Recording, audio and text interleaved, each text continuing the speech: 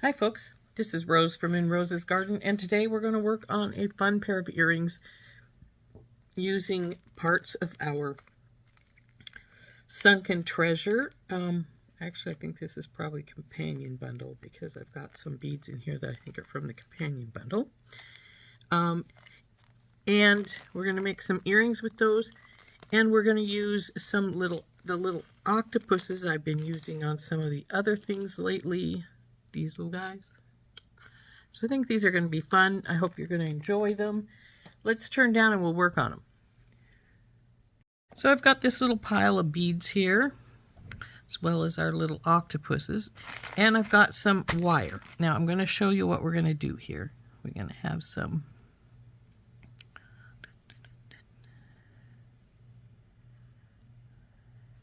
spacers and such. We're going to have, I'm going to split them up into the two that we're going to be using for each one.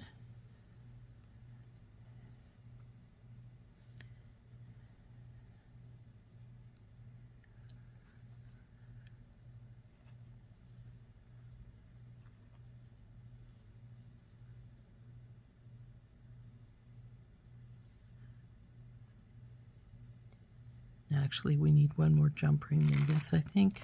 I think we need a big one. In fact, I know we do. So, get a couple of big ones out. Just a couple. So what I'm going to do is I'm going to make a hoop with some wire here. And then we're going to take this octopus, and he's going to go on this big one. But that is also going to go across this double bead cap. I think that'll fit. It'll fit all right. Then we're going to put these two on either side here. Then, and I think I need some more spacers, but we'll get them. Little guy, little guy. I only got 4 spacers. Looks like that was just enough for one earring. So I need to get some more. And then so that's going to sit like that on our wire. Or if I think it would look better, we could flip this so the orange is here and I think I might like that better. So we'll do it like this. I need to get 4 more daisy spacers, but we're going to worry about that in a minute. First of all, we're going to worry about so we're going to get this wire out. We're going to get about 4 inches of each for making our hoops. If you want them bigger, you can get more than 4 inches. You could get, you know, whatever, depending on how big you want them to be. I'm going to go with 4, maybe 4.5, just to give us a little extra big size. Let's go with 4.5. This is 20 gauge wire, by the way, in case you're interested in knowing that.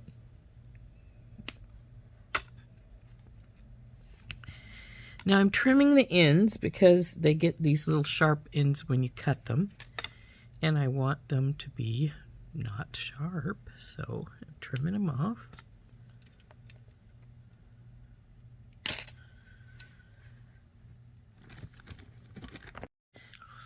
Okay, now that we've got our wire out, we'll put it away. Let's get it all sort of hooked up here. It likes to unspool itself, and that's why I keep it in this baggie, because as you can see, it's not even close to the interior anymore, but that's the way it goes. Come on, you. Let's go in here. Go home. There we go. We'll put that aside. We don't need that anymore. Now what we're going to do is we're going to take our wires and I'm going to get out my wire mandrel. We're going to put this around the very bottom ring here and wrap it around.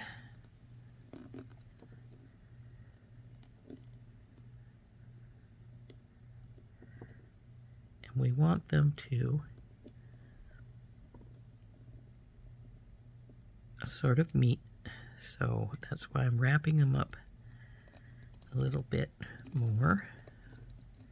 And I've gone up to the next wire loop because sometimes these will respread themselves, so sometimes it's better to go up a little higher so you can get a little more control over what you're doing.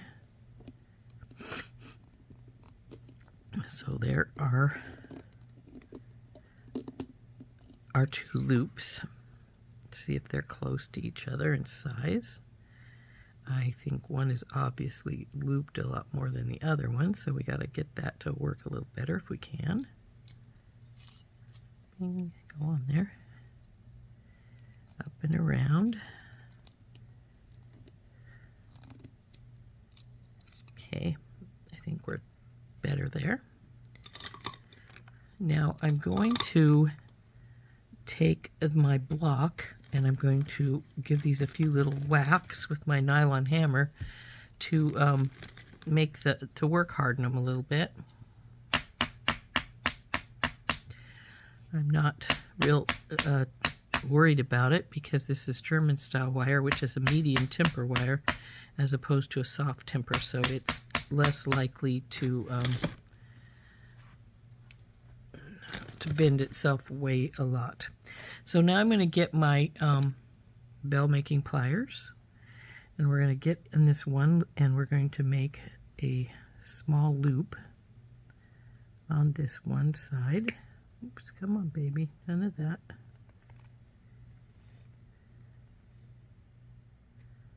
Loop it over till it, come on, get loose, hits the other bar. Now that one's up a little high, so it may end up having to have some adjustments, but if it does, then, well, that's when we'll worry about it.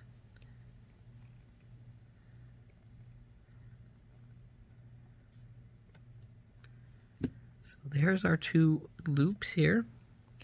Now see what I mean about, well, actually they're not too bad, just a little bit off from each other, but just barely, so I think we can work with those with no problem. Now what we want to do is we want to put our beads on. So we're going to go with our little blue one. Oops, our little daisy.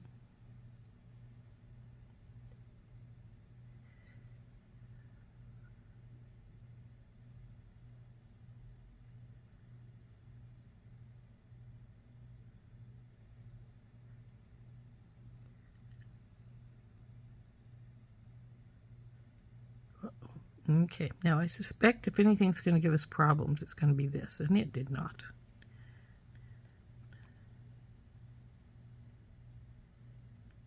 Come on, work your way around there. Now that bead wants to didn't want to go down around the corner so much, but we worked it, so that's good.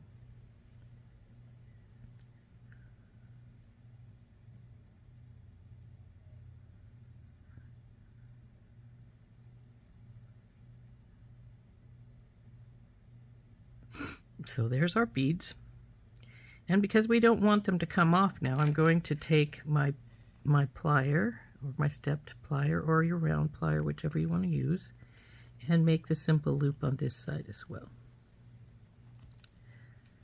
Then I'm going to push these together like so, because we want them to be pretty much together when we're finished.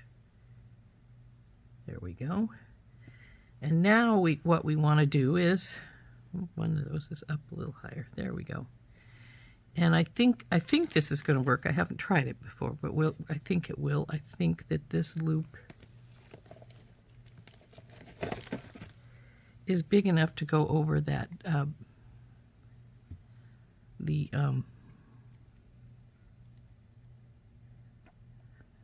double bead cap. I'm hoping it is anyway.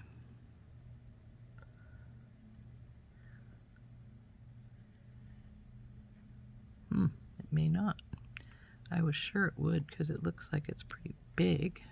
Let's get one of the other one and see if I can do it when it's not on the wire.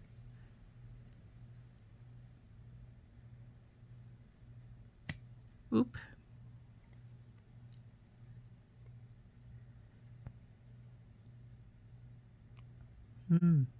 It doesn't want to. So what we're going to do, since that doesn't want to behave, because we're going to want to hook, or what I wanted that for was to hook our little octopus down here at the bottom. And since I've already sealed this other side up, I don't want to try and open it. So what I'm going to do is we're going to work on this other side for a minute until we get to this position. And then I'm probably going to make some round jump rings, some bigger round jump rings that will fit over the double loop. So like I say, we'll just get these put together right now. And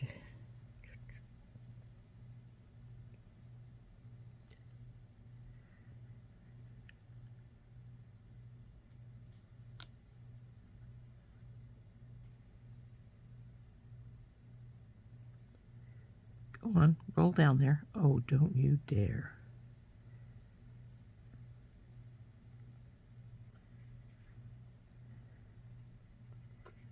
Well, that one's going to be difficult and make our wire spread out again.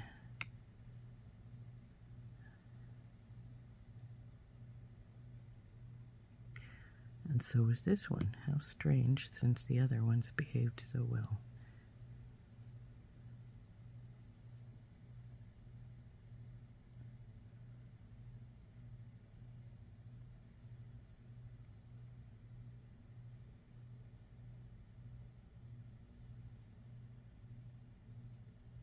Now we're going to do this other's loop over here on this side.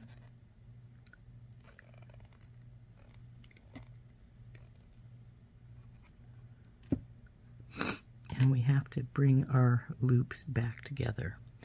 So we'll get our... Now this is not going to be perfect because the beads are now in the way to bringing it around properly.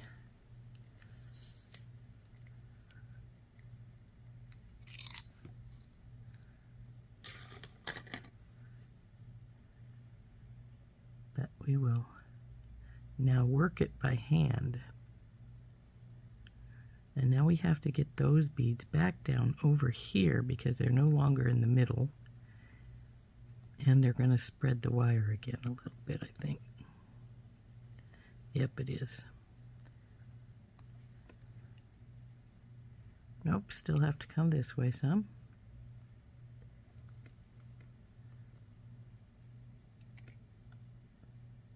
Now they may be all right. Let's see. Ooh, that's not doing good.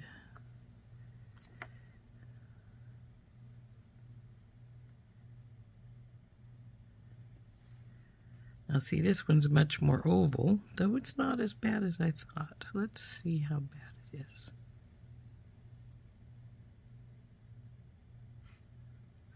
If I hold this right here, this goes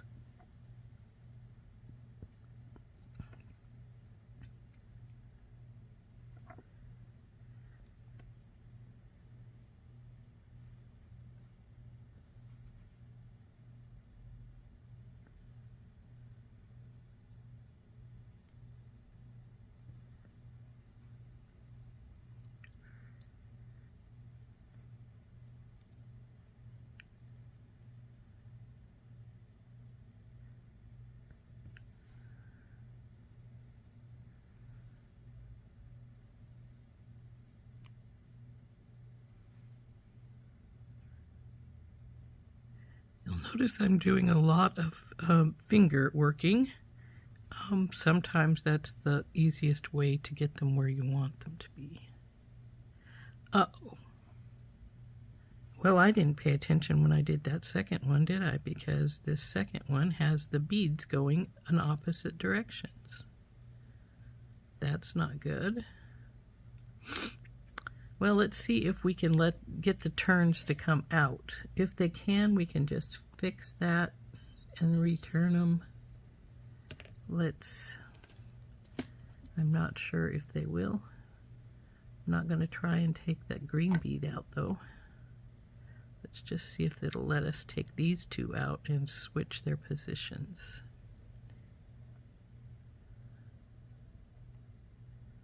Uh-oh, what'd I do with the, there you are.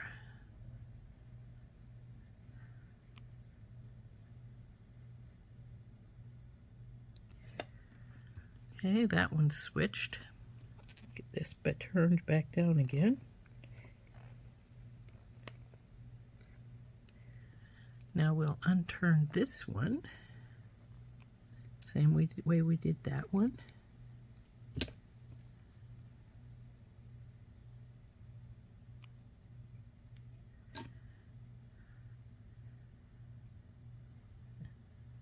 These little beads are being much more cooperative than those big beads were.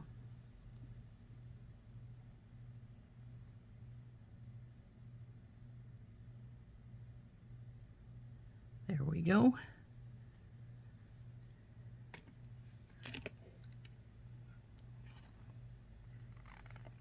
Actually, I think I may have had the beads going the opposite direction, the little beads and the big beads, but that's all right. We like them all right that way. So now that we have these all together and they look like they're going to match up relatively well, now we have to make a couple of jump rings to put our octopuses on, because they need to go over this ring here, and then they'll hang down like so.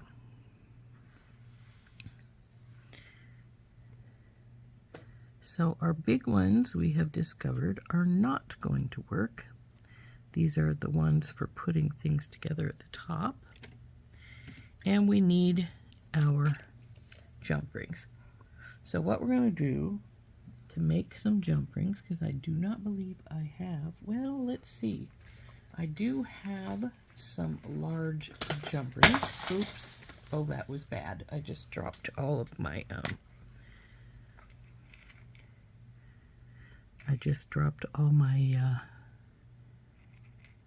crimp covers on the floor. My case opened from the sounds of it, so I will have to fix that in a bit.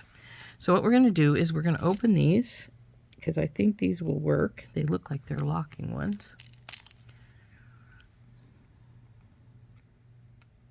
Well, obviously not. They opened way too easily to be locking ones, but will you go over here all right? That is the question. And let the octopus hang. Come on, there we go. Now let's see if this will close over the top of this double jump ring here.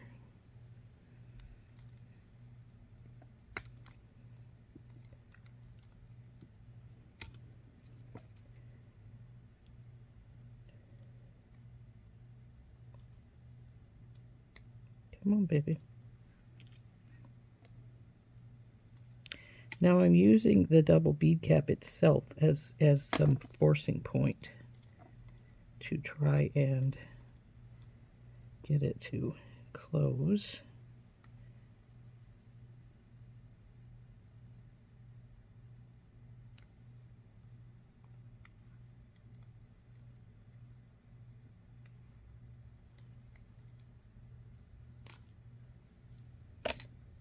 Now beads go back down there. These didn't want to stay in place. Now they don't want to be. They want to go back out of the way. So there we go. That's how that's going to work.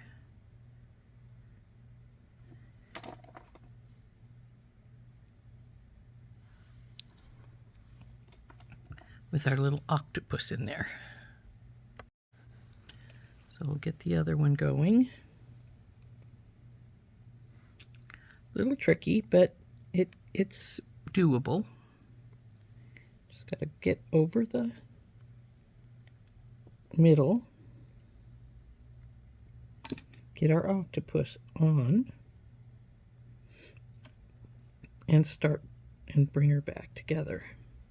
Like I said, on the other one, I actually used the bead cap itself as part of my power to bring it back, though this one worked a lot easier, so I didn't need to do that. And there is the second. Now we just need to put the top together. Now, because this one was played with a little more, it's apart again, so I need to bring it back. Now I brought it back a little too much. There we go.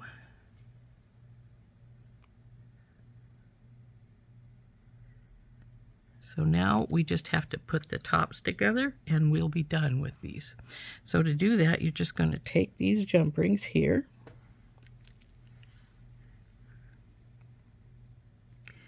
And they're going to go on each one of the loops.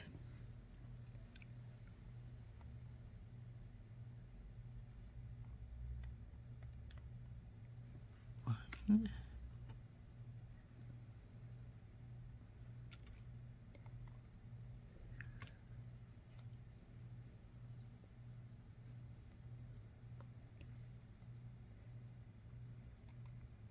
And now that we have these two loops together, what we're going to do is we're going to take this third one,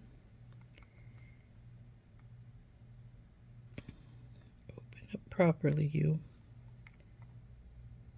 Now we're going to turn these upside down so that these loops are hanging downwards. And then we'll go through each of these, bring it up, and now we want to make sure which way our octopus is going because he's our front, obviously. So we want to put our ear wire on in a manner that it will face the front. And then close this baby up. So there is our first earring, all finished. Now all we got to do is put the second one together and we'll be done. So to put the second one together, we're going to do exactly the same thing. Put one of the jump rings in each one of these loops.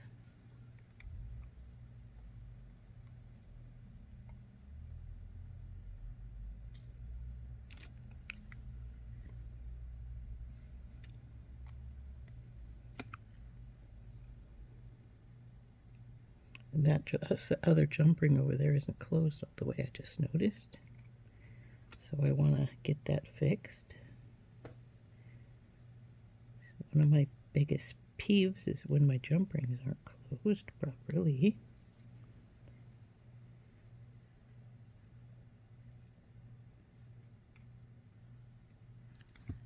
Then our last jump ring. Now if you don't get these going the right way, they're going to twist up on you when you go to lift them. So that's why I always do this and get those through both loops. Make sure my octopus is going this way. Get my ear wire going the same way. And close her up. And there we go. There is our second earring. Aren't those cute? So there's our little octopus hoops, I should say. And I think they turned out really cute. So there we are. There is our cute little octopus earrings. Aren't those adorable? And they're a pretty nice length too, I think, anyway. So anyway, those are made from my stash, the octopus and the spacers. The little orange window bead and the blue bicone are from the original Sunken Treasure kit. And the little green beads, I think they're Amazonites, are from the companion bundle number 4. Aren't those cute? I hope you enjoyed making these with me. I really think they're adorable. And again, these are using the pieces from the Bargain Bead Box's Sunken Treasure. And this has been Rose from In Rose's Garden, and we'll see you next time. Bye-bye.